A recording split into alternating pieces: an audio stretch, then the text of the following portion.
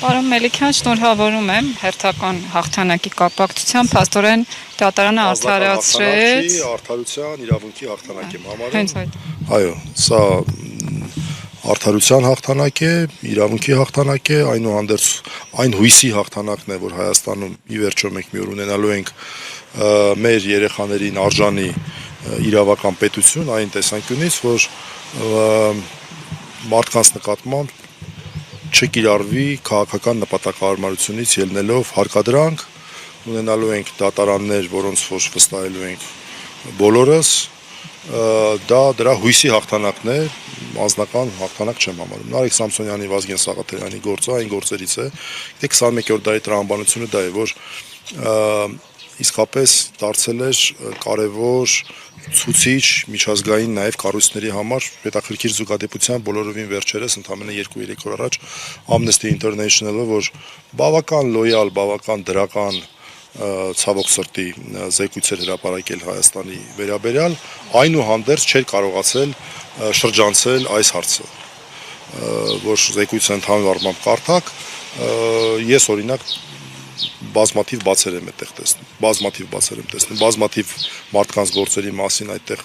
խոսք չկա, բայց այս գործի մասին խոսք կա, որովհետև իմ կարծիքով եւ ես նաեւ կարծում եմ, սա ոչ միայն իմ կարծիքն է, այլև առհասարակ արևմտյան արժեքները խոսքի ազատության քիչ շատ հասկացող մարդկանց համար այս գործը մի փոքր տարօրինակ է, լավ շատ մեղմ եմ արտահայտվում, այսօր կոշտ բաներ չասեմ, շատ տարօրինակ է, որ այս գործը առհասարակ գոյություն ուներ։ Այս գործը կյանքի իրավական տրամաբանության մեջ չուներ։ Մաքուր քաղաքական հետապնդում էր, որը բացառապես պայմանավորված էր իմ նեմնիմի հաղորդման եւ անձամբ Նարեկ Սամսոնյանի եւ անձամբ Վազգեն Սաղաթելյանի այսպես ասած ընդդիմադիր գործունեությամբ, դրանով որ հնարավոր է այս հարթակը օգտագործելով ճշմարտություն ներկայացնել, բացահայտել քարոզչական բազմաթիվ կեղծիքներ եւ պիտի այնուհանդերձ ասել, որ այստեղ եւս մեկ անգամ հաստատվեց այն հայտնի խոսքը, որ այն ինչ մեզ չի սպանում, դարձնում է ավելի ուժեղ։ Իսկ կարծում եմ այս քերական հետապնդման արդյունքում ճիշտ է տղաները մեծ փորձությունների միջով անցան, բայց դուրս եկան այդ փորձություններից ուժեղացած։ Կարճ խոսեմ նաև իրավական հետագա ընթացքի մասին, մենք չենք համարում, որ վարույթը շնորհավորանք կարելի է ասել, ընդ որում բոլոր նրանց, ովքեր որ շատ մարդիկ են, որոնք որ հիմնեմնի հետևորդներն էին, այն մարդիկ, ովքեր որ հետաքրքրված էին այս ընթացքում, այո, բայց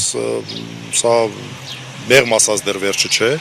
նախ այս վարույթը դեռ չի ավարտվել այս դատարանում, մենք դեռ ունենք լրացուցիչ դատալսումներ, այն լինում է ոչ միայն մեղադրական, այլև արդարացման վերդիկտից հետո մենք պետք է քննարկենք, հասկանանք մենք ինչ-որ պահանջներ ունենք, թե չունենք,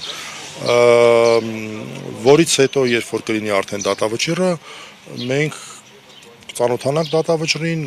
վստահ ենք, որ նաև դատախազությունը կծանոթանա եւ պատրանքներ չունենք, կարծում ենք, որ դատախազությունը մեծ հավանականությամբ կբողոքարկի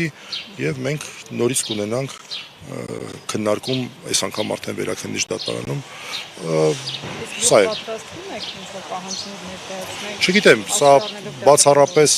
բացառապես Նարեկ Սամսոնյանի, Վազգեն Սաղաթելյանի որոշումը պետք է լինի, մենք պետք է քննարկենք։ Իմ անձնական